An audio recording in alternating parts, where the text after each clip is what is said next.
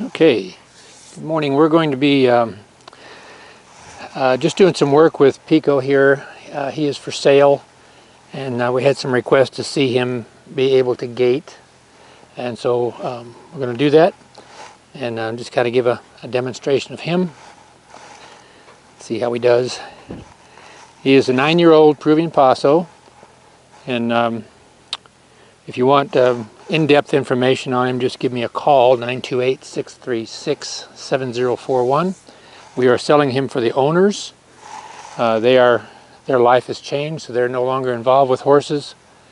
And so we've sold their trailer and saddles, and now we're trying to find a home for him. He's listed on Craigslist in Prescott, Arizona. Hey, bud. Come here, buddy.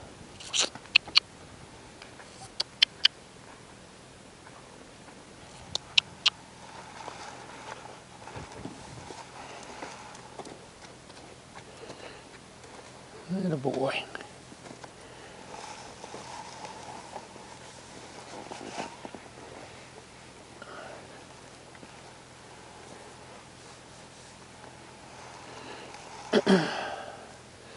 He hasn't had any work yet. I just now saddled him, so I'm just going to let him warm up a little bit, and then we'll start doing some gaiting with him.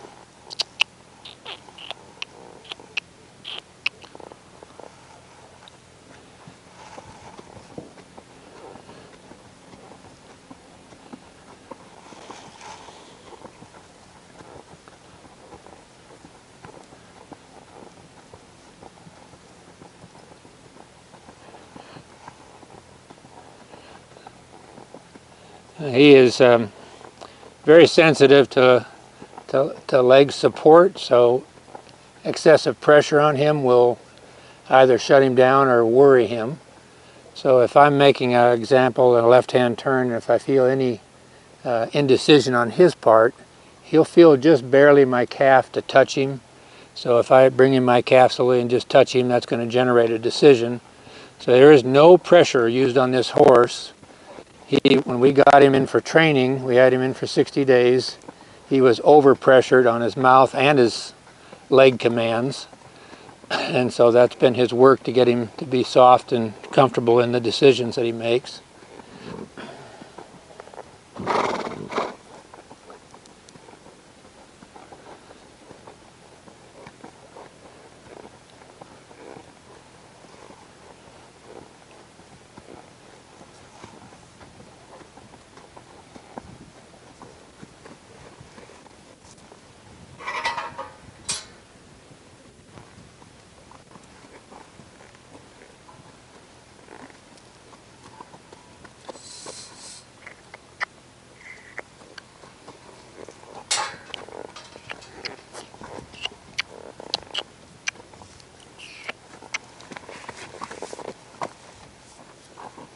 I'm over commanding on him there.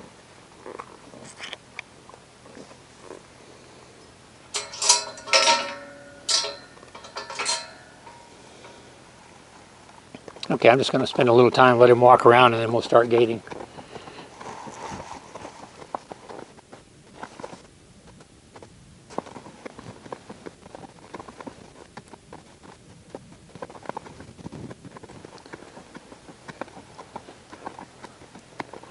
He's been ridden predominantly by right-handed riders, and so a lot of times a right-handed rider will have a tendency to carry a heavy right foot. And so one of the things we've been working on to take some of the confusion away from him, if I turn to the right, I lighten up my right foot, because my foot is naturally a heavy foot, and I try to be conscious of that we're not interfering with what he feels in the seat by pressing heavy on one leg or the other. Now when we ask him to make a decision for a stop, instead of just pulling on his mouth, I lighten my seat and I sit down with those reins, but I never pull on him and say, whoa. So it's a transitional thing, so I lighten the seat, and as I sit down with my seat, it affects the position of my hands. because, as I said before, he was pulled on and he became resistant, and that was an issue for the owner of him because he never had anything like buck or anything like that, but she got him where he was hard to steer, and it was just because he was over influenced in his over requested on his demands, so he was being pulled to the left, pulled to the right, pulled to stop, and all that sort of thing. And so we want to make sure that the horse has the clarity of what the contact of the bit means, not the pressure. So that's why I lighten my seat and sit down with the horse and let him find his way into the backup. But I don't release, pull and release, pull and release. It's just a light contact, and that stays there. And if I squeeze a little bit with my legs, he backs up a little faster, but I don't ever try to promote that.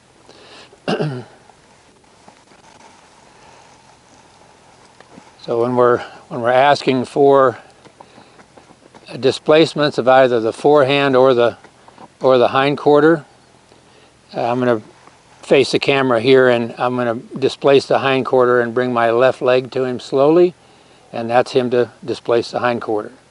Now to displace the forehand, he's going to be going to my left. The rein steps away from his neck on the left side.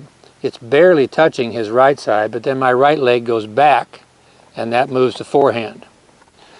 The purpose of the leg going back, it is an energy request, but it also, we want to clarify to him that there is a difference. There's commands that are involved in his decisions. So the reins always affect the decision of the front feet. The rider's legs always affect the decisions of the horse's hind feet. And so anytime that there's an assistance, it's never a demand. I don't ever add excessive pressure on him. So when I'm asking him for a turnaround, I'm not pulling on his neck or anything. My right leg is touching, and it releases every time that he steps through on the forehand. And the same thing for asking for a side pass. The neutral position of the rider's leg comes into the cinch, not behind. So if I touch him here with this, then I want him to step sideways for me.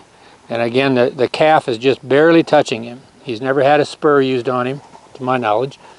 And so those are parts of his communications. When I pick him up to ask him to back up, I just pick up these reins and make the lightest, just so I know that I've found the bit. And then I sit down with my seat, and the change in my seat is what changes my hands. So we'll go for a walk here and do some gaiting.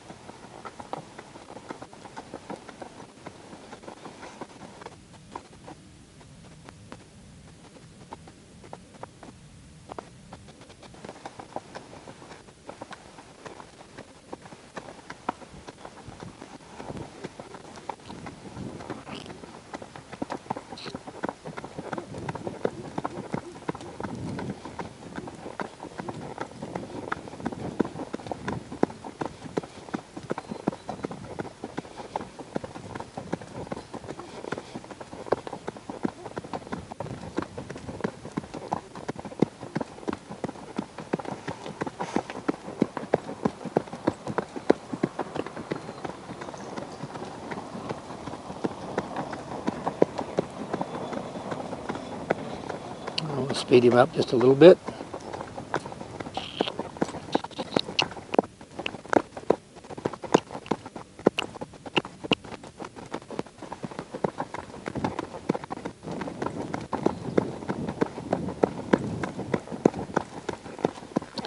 Now I'm going to ask him for a stop, which is actually a backup.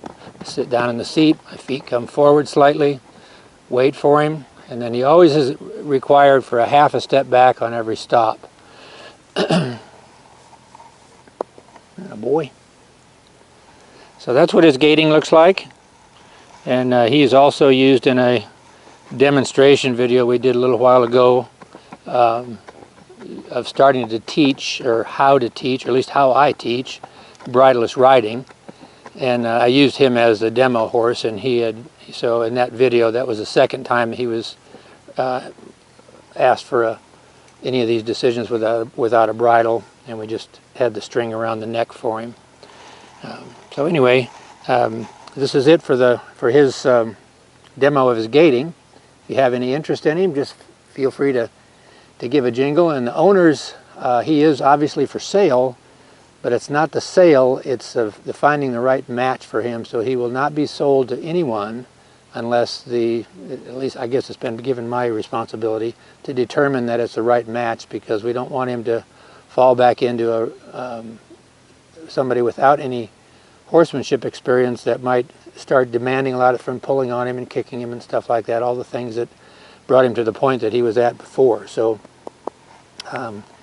the owner, she paid $5,500 for him when she bought him out of Washington, paid $1,600 for his shipment from Washington to Arizona, and then he was in here for training for 60 days, and so she has a fair amount of money invested in him, and he is a wonderful horse. He's just the sweetest guy, and when he came, he was literally afraid of everything, and he has made such a turnaround in his personal confidence. We just feel, I'm just very proud of him, and kind of